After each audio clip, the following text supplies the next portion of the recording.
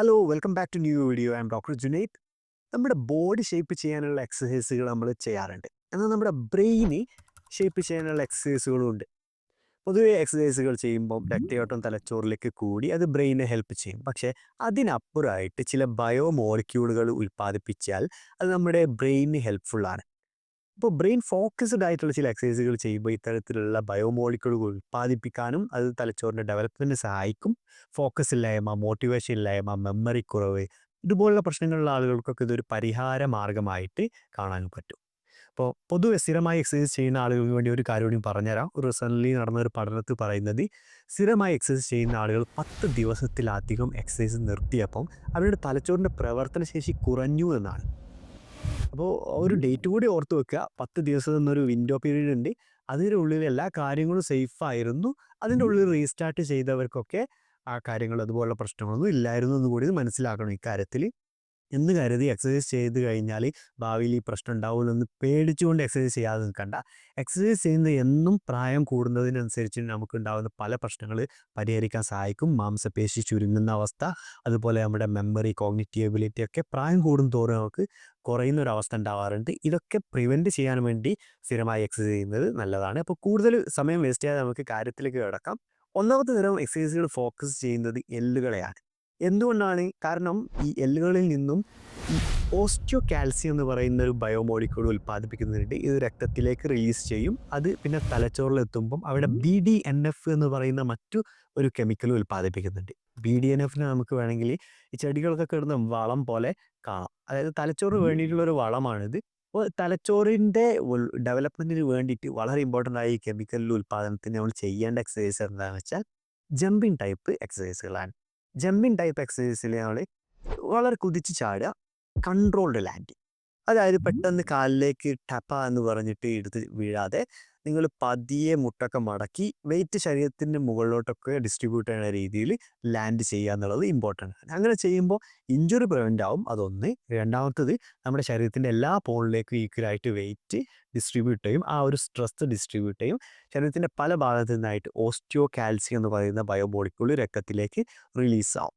പ്രായം കൂടിയ ആളുകളൊക്കെ സേഫായി ചെയ്യുക. ചിലപ്പോൾ നിങ്ങൾ നല്ല ഹൈറ്റിൽ ജമ്പ് ചെയ്യുന്ന ആളുകളൊക്കെ ആയിരിക്കും.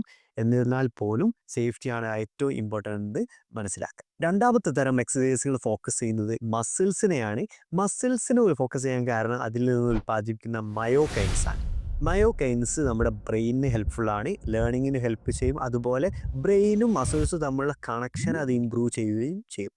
അപ്പോൾ ഈ തരമുള്ള ബെനിഫിറ്റ് കിട്ടാൻ വേണ്ടി ചെയ്യേണ്ട എക്സസൈസ് എക്സെൻട്രിക് എക്സസൈസ് ആണ്. എക്സെൻട്രിക് എക്സസൈസ് എന്ന് വെച്ച് കഴിഞ്ഞാൽ പൊതുവെ നമ്മളിപ്പോൾ ജിമ്മിലൊക്കെ പോയിട്ട് വെയിറ്റ് ലിഫ്റ്റിംഗ് എക്സസൈസ് ചെയ്യുമ്പോൾ എന്ത് ചെയ്യും? ഫോർ എക്സാമ്പിൾ ബൈസെപ്സ് ആണ് ചെയ്യുന്നതെങ്കിൽ നമ്മൾ ഇത് ബെൻഡ് ചെയ്യും, എന്നിട്ട് റിലീസ് ചെയ്യും. സോ ഈ സമയത്ത് നമ്മൾ രണ്ട് ഫേസ് ഉണ്ടെന്ന് മനസ്സിലാക്കുക. ഒന്നാമത്തെ കോൺസെൻട്രിക് ഫേസ്. കോൺസെൻട്രിക് ഫേസിൽ എന്താ സംഭവിക്കുന്നത് വെച്ച് കഴിഞ്ഞാൽ നമ്മുടെ മസിൽസ് ചുരുങ്ങും. ചുരുങ്ങി ടൈറ്റായി ചുരുങ്ങി നിൽക്കുന്ന അവസ്ഥയാണ്. ആ സമയത്ത് നമുക്ക് കൈയൊക്കെ ഒന്ന് ഉരുളിച്ചതുപോലെ തോന്നും. ഇതിൻ്റെ എക്സെൻട്രിക് ഫേസിലാണ് സംഭവിക്കുന്നത്. ഈ മസിൽസ് നീളം വെക്കും, അതുപോലെ നമ്മുടെ ജോയിൻറ്റുകൾ സ്ട്രെയിറ്റ് ആവുകയും ചെയ്യും. സോ ഈ സ്ട്രെയിറ്റ് ആവുന്ന ഈ ഫേസിനെ പരമാവധി യൂട്ടിലൈസ് ചെയ്യുന്ന എക്സസൈസുകളെയാണ് എക്സെൻട്രിക് എക്സസൈസ് എന്ന് പറയുന്നത്. കാരണം ഈ ഒരു ഫേസിനെ പരമാവധി ഉപയോഗിച്ച് കഴിഞ്ഞാൽ കൂടുതലായിട്ട് മൈക്രോ മസിൽ ഫൈബേഴ്സ് ബ്രേക്ക് ആവുകയും അത് മുഖേന ഈ മയോകൈൻസിൻ്റെ റിലീസ് രക്തത്തിലേക്ക് കൂടുകയും ചെയ്യും. ഇതാണ് ഇതിൻ്റെ ഒരു കൺസെപ്റ്റ് കേട്ടോ.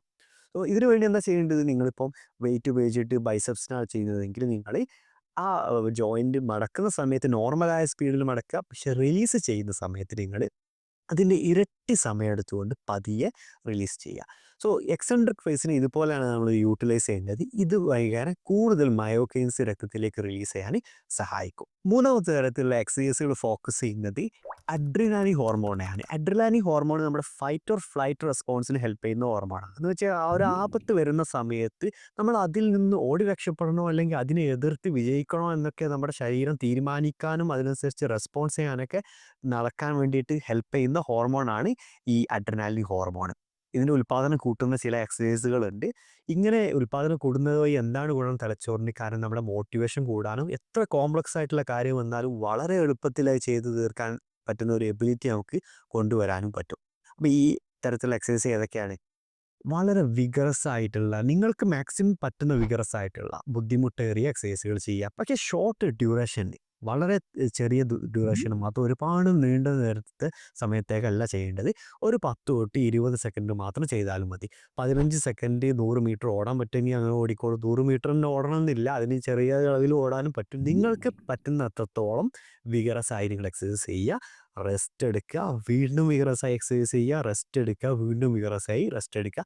മാക്സിമം 4 തവണ വരെ റിപ്പീറ്റ് ചെയ്യുക. അതിനേക്കാളും കൂടുതൽ ചെയ്യേണ്ട ആവശ്യമില്ല.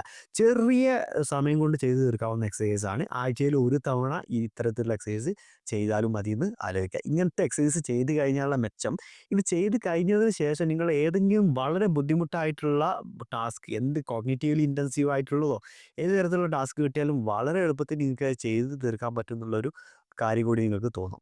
അവസാനത്തെ എക്സസൈസ് ഫോക്കസ് ചെയ്യുന്നത് നമ്മുടെ രക്തക്കുഴലിനകത്തുള്ള ഒരു എൻഡോത്തീലിയം ലെയറിനെയാണ്. നമ്മുടെ ശരീരത്തിലേക്ക് എല്ലാ ഭാഗത്തേക്കും തലച്ചോറ് ഉൾപ്പെടെയുള്ള ഭാഗത്തേക്ക് രക്തയോട്ടം കൃത്യമായി നടക്കുന്നുണ്ടെന്നും അവിടെ നിന്ന് കൃത്യമായി ഡ്രെയിൻ ചെയ്ത് ഹൃദയത്തിലേക്ക് എത്തുന്നുണ്ടോ ഒക്കെ തീരുമാനിക്കുന്നത് എൻഡോത്തീലിയം എന്ന ഈ ലെയറിൻ്റെ ഹെൽത്ത് അടിസ്ഥാനത്തിലാണ്. അപ്പോൾ ഇതിൻ്റെ ഹെൽത്ത് ഇമ്പ്രൂവ് ചെയ്യാനുള്ള ചില എക്സസൈസുകളുണ്ട്. വളരെ സിമ്പിളാണ്. ഈ എക്സസൈസ് ചെയ്യാനുള്ള മാനദണ്ഡം ഇത്രയേ ഉള്ളൂ. മൈൽഡ് ആയിട്ടുള്ള എക്സസൈസ് കണ്ടിന്യൂസ് ആയിട്ട് ദീർഘനേരത്തേക്ക് ചെയ്യാം. ദീർഘനേരം എന്ന് വെച്ച് കഴിഞ്ഞാൽ മിനിമം 45 മിനിറ്റ്, മാക്സിമം 75 മിനിറ്റ്. അതായത് നിങ്ങൾ നടക്കാൻ പറ്റും. നിങ്ങൾ 45 മിനിറ്റ് എങ്കിലും മിനിമം നടക്കുക. മാക്സിമം പോയ 75 മിനിറ്റ് നടക്കുക. നിങ്ങൾക്ക് ജോഗ് ചെയ്യാൻ പറ്റുമെങ്കിൽ ജോഗ് ചെയ്യുക. നിങ്ങൾക്ക് സൈക്ലിംഗ് ചെയ്യാൻ പറ്റുന്ന ആളാണെങ്കിൽ സൈക്ലിംഗ് ചെയ്യുക. പക്ഷെ ഒരിക്കലും മുമ്പത്തെ എക്സസൈസ് പോലെ വിഗറസ് ആയിട്ട് ചെയ്യാതിരിക്കുക. വളരെ മൈൽഡായിട്ട് ഓവർ സ്ട്രെയിൻ ചെയ്യാത്ത എക്സസൈസുകൾ ദീർഘസമയത്തേക്ക് ചെയ്യുക. ഇങ്ങനെ സ്റ്റഡി ആയിട്ട് കണ്ടിന്യൂസ് ആയിട്ട് ഒരേ റിതംത്തിൽ ചെയ്യുന്ന ഇത്തരം എക്സസൈസ് നമ്മുടെ എൻഡോത്തീലിയം ലെയറിൻ്റെ ഹെൽത്തിൻ്റെ കാര്യമായി ഇമ്പ്രൂവ് ചെയ്യും. അതുപോലെ തലച്ചോറിലേക്കുള്ള രക്തയോട്ടം കൃത്യമായി എത്തുന്നതിൽ ഇത് സഹായിക്കും. അത് മുഖേന നിങ്ങളുടെ കോഗ്നിറ്റീവ് എബിലിറ്റിയെ ഇത് ഇമ്പ്രൂവ് ആക്കുകയും ചെയ്യും. അപ്പോൾ ബ്രെയിൻ ഫോക്കസ്ഡ് ആയിട്ടുള്ള എക്സസൈസുകൾ എന്നാണ് മനസ്സിലായല്ലോ. ഇതിൻ്റെ 4ൻ്റെയും കോമ്പിനേഷൻ ആയിക്കാണ് നിങ്ങളുടെ ഒരാഴ്ചത്തെ എക്സസൈസ് റൂട്ടീനിൽ ഉണ്ടാവേണ്ടത്. ഈ ഒരു കാര്യം കൂടിയും പറഞ്ഞു തരാം. നിങ്ങൾക്ക് ചില സമയത്ത് എക്സസൈസ് രാവിലെ ചെയ്യാൻ വേണ്ടി പോകുന്ന സമയത്ത് ഇന്നിത് ചെയ്താൽ മതി, അത് ചെയ്യാൻ മൂടില്ല എന്ന് തോന്നുന്നുണ്ടല്ലോ.